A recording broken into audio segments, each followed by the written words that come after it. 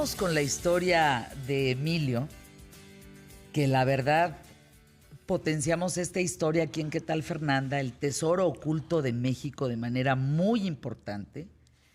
Y le hemos dado seguimiento a pesar de que personajes como Noroña dicen, no, hombre, eso es pura mentira. Pues, ¿qué creen? El tesoro oculto de México, aquí está la historia y lo que hemos avanzado a través de Emilio Valles Vidrio en darle seguimiento a este tema y tenemos noticias. Así es, Fer, muchas gracias. Fíjate que no podemos negar que el dinero y el tesoro existe.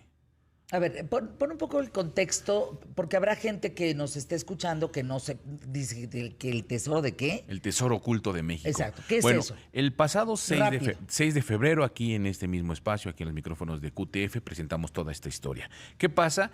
Que en 1910 el gobierno federal, el gobierno de Porfirio Díaz, deposita 50 millones de pesos oro, precisamente para pagar las afecciones que habían tenido contra la tribu de los Pápagos, porque les habían quitado territorio, porque había sufrido una expropiación de tierras de los hacendados y se habían creado los ejidos. En fin, todo esto pasa durante el gobierno de Porfirio Díaz. Más adelante, hace 90 años, Plutarco Elías Calles decreta que este pago de las tierras de los ejidos de la tribu de los Pápagos, de acuerdo con la ley de la deuda pública agraria que se reconoce en 1910, existe. Y entonces les dice, ok, está bien, hay que abrirse esta cuenta y hay que pagarle el dinero de estos 50 millones de pesos oro a los afectados que se les quitaron la tierra o que se les expropiaron. Una parte queda en Estados Unidos, me refiero a estas tribus, una parte se queda en Estados Unidos. Son de Sonora, ¿eh?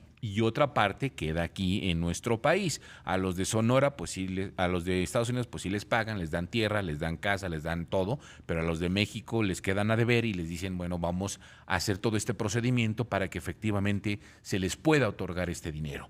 En 1953 el Banco de México crea este fondo mixto, este financiamiento mixto privado en el que se reconoce que ese dinero sí existe. Que se los vayan a pagar es otra cosa. Le dice, sí, aquí está el dinero y efectivamente se hace este reconocimiento con base en esta deuda pública agraria, con la ley de la deuda pública agraria. Efectivamente se los vamos a pagar. Para 1978, ya con López Portillo, se emite este decreto para regularizar esta ley. La ley en el cumplimiento del pago que se les debía o que se tenía que hacer desde 1910. Pero, ojo, no solo a los Pápagos, a cada uno de los mexicanos. Sí.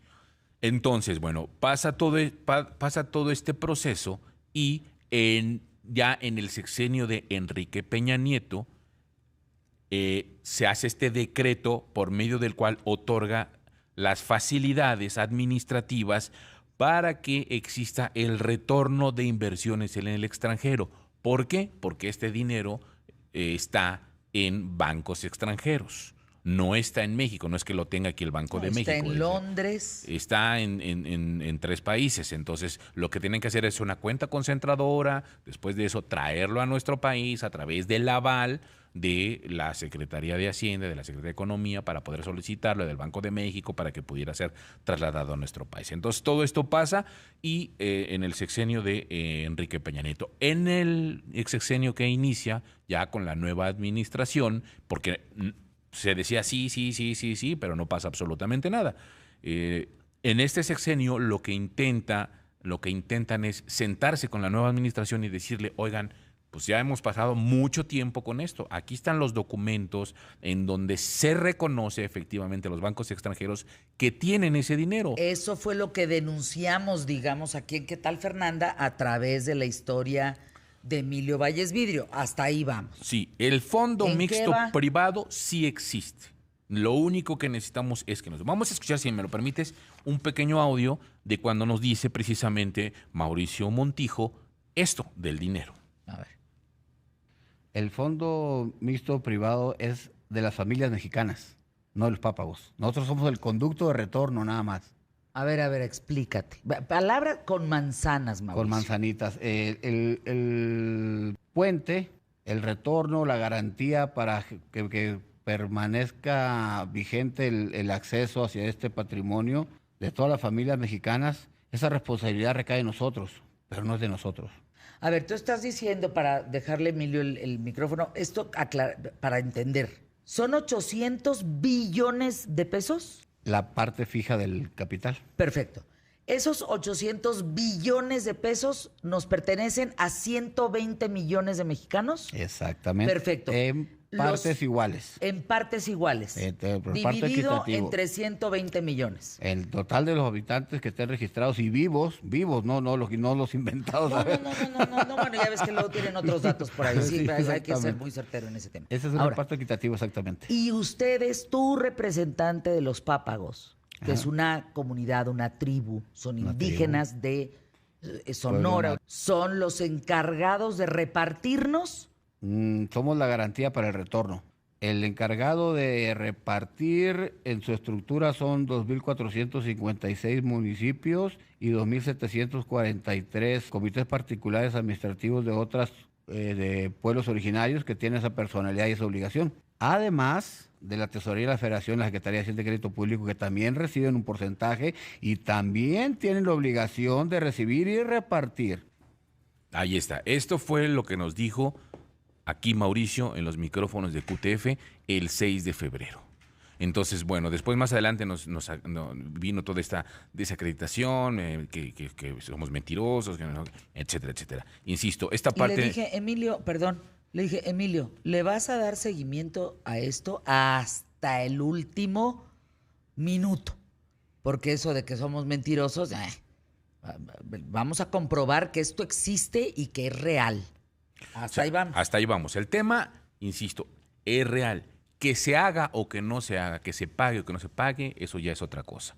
El dinero existió, el dinero está. Ahora, ¿existió? Un mes, sí, bueno, existió los 50,000 pesos oro, entonces que se han convertido en estos 800 por el asunto de los intereses. Bien. Estamos hablando de 1910 a la fecha.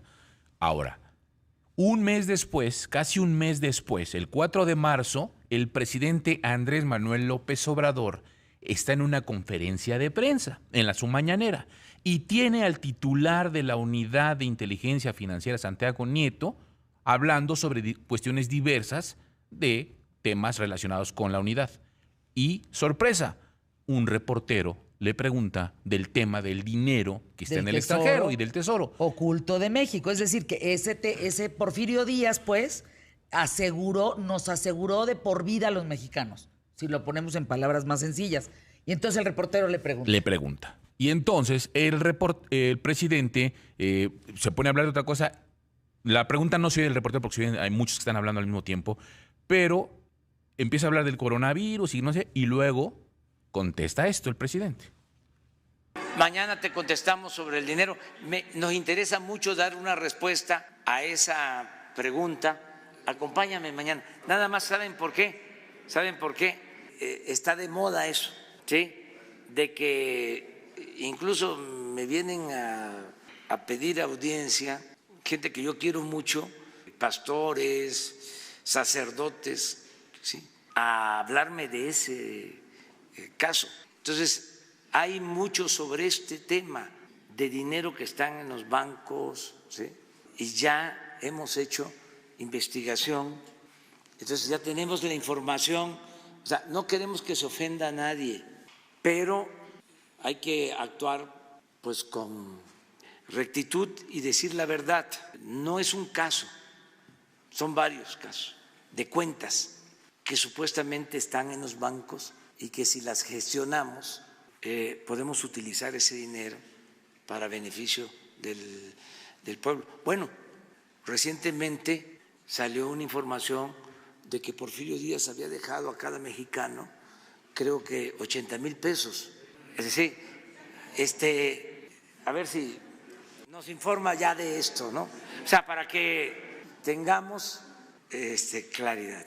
No, que yo hablara por teléfono, que yo hiciera una gestión y demás. Entonces, no quise hablar por teléfono. O sea, mañana viene nada más a eso, ese tema.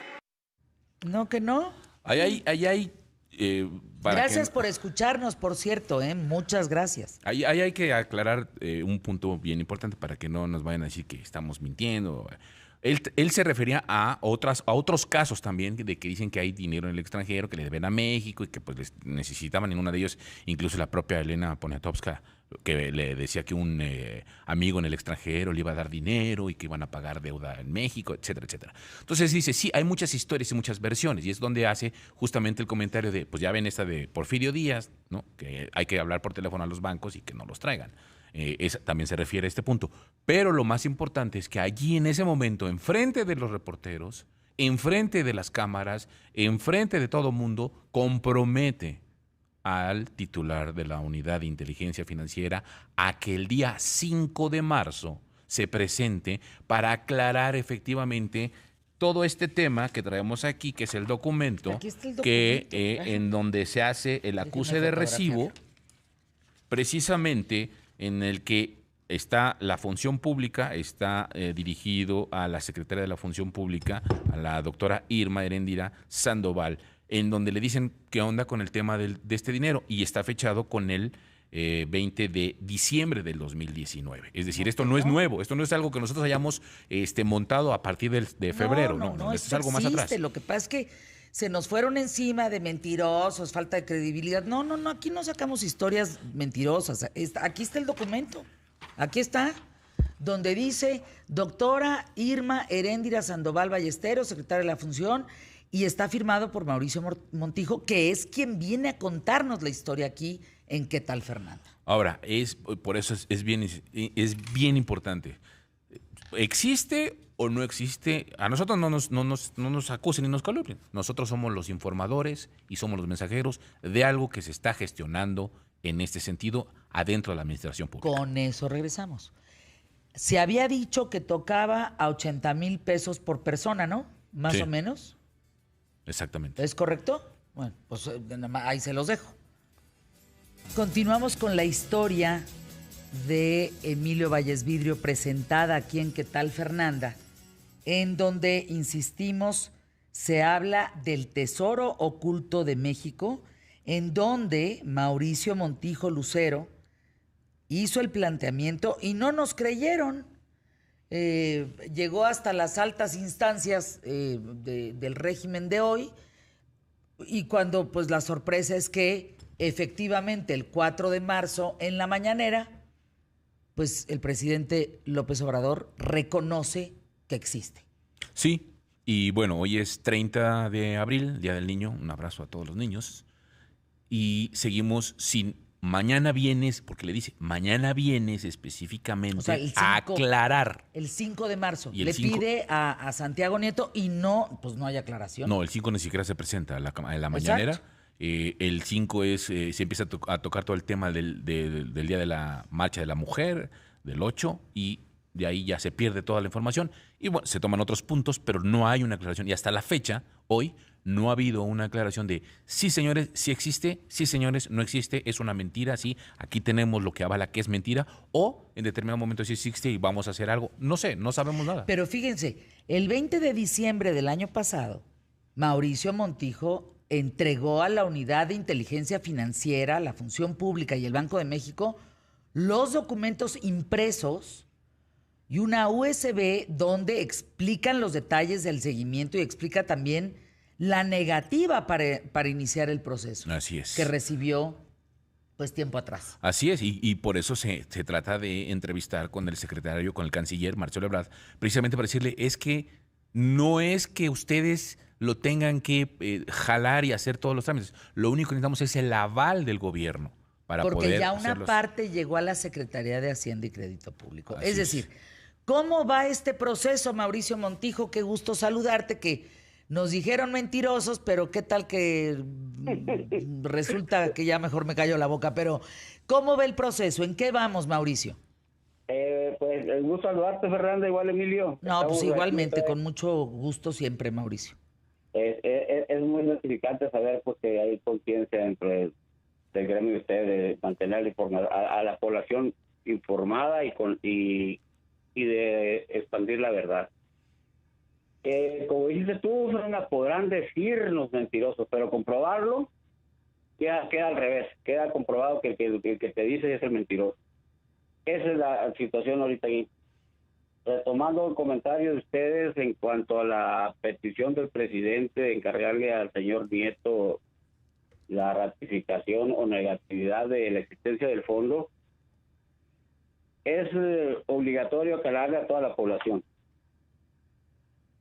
Creo que la Unidad de Inteligencia Financiera fue hecha para investigar a delincuentes, no a personas honorables. Desde ahí yo veo que hay una irregularidad. Protocolizó en México. En México se protocolizó lo que ya estaba asentado, formado y con rendimientos en el extranjero. Es que bueno que menciona ese dato. Este dinero no es de Porfirio Díaz.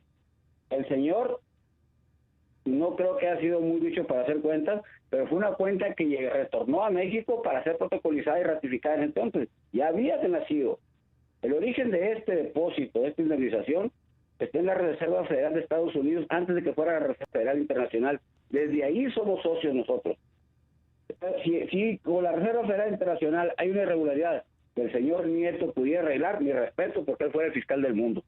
Ahora, pero a lo que es las cosas, tú sabes cómo somos los del norte, Fernando. Hombre. No andamos con pelo en la lengua ni decimos las cosas a medias. Ahora, Mauricio, aquí hay dos temas que a mí me parecen torales. A ver. Tú hablas de 16 billones disponibles ya. Así de es. Este dinero, porque a mí lo que me preocupa es que como ahora se regala tanto el dinero en México, y a cambio de un voto, entonces, de este dinero puede disponer la administración pública, el régimen de Andrés Manuel López Obrador, ¿puede disponer de estos 16 billones? Le corresponde por derecho esa cantidad. Y de hecho, Fernanda, desde allá al país donde estaba iniciada la reubicación... No te escucho. Aléjate un poquito de tu teléfono para que pueda oírte claramente. ¿Ahí? Perfecto. ¿Está bien? Muy bien. Ok, mira. Desde enero, las primeras 2 semanas de enero, ya habíamos iniciado la aplicación. Los encargados de la banca central, a donde estamos reubicando el fondo por la omisión y la incompetencia del Banco de México, en un acto honorable y por influencia más moral que legal, me concientizan, y algo que no batallaron mucho, de que debería retornar aquí a mi país a notificarle al presidente de la existencia de esa cantidad que lo que le corresponde ingresar, pero de la manera legal, correcta y con las cautelas, como dice el presidente. Aquí las cautelas son respetar la ley, no inventar situaciones. Pero a ver, Mauricio, tú dices que él puede disponer de esos 16 billones porque se entiende que el dinero es de cada uno de los mexicanos. Y que este fondo ayudaría enormemente a la población en general en estos momentos, imagínate. Así es, la cantidad que viene siendo el 2% de lo que está disponible, son 16 billones, lo que le corresponde ingresar así de manera directa, inmediata y ágil a la administración pública, no al presidente, a la administración pública. Y hay las otras cantidades y ya retornan de la manera administrativa. O sea, de manera inmediata, esa disposición, pero tienen que respetar las normas.